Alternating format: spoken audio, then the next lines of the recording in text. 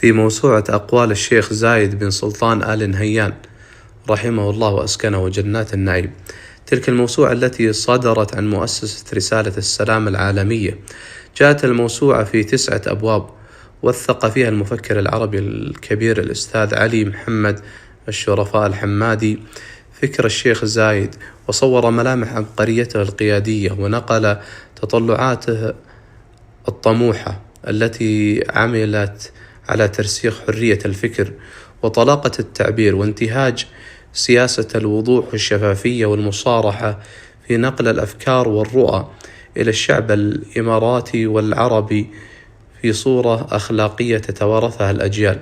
يقول الشيخ زايد رحمه الله وأسكنه جنات النعيم: فلسفتي في الحياة هي أني مؤمن بأن الأمور كلها بيد الله سبحانه وتعالى، فإذا وفقت في السعي حمدت الله على توفيقه، وإذا أخطأت في الاجتهاد رجعت عن الخطأ إلى الصواب.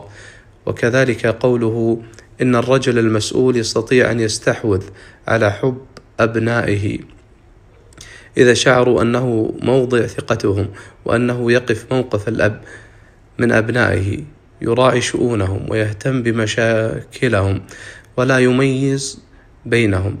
ويقول رحمه الله: إن أي حاكم إذا ركبه الغرور وعزل نفسه عن شعبه فهذه لحظة النهاية بالنسبة له. الحاكم يجب أن يلتقي بأبناء شعبه باستمرار، يجب أن لا تكون بينه وبينهم حواجز مهما تكون الظروف، وإلا كيف يعرف احتياجاتهم ويحس بشعورهم ويلبي بالتالي مطالبهم.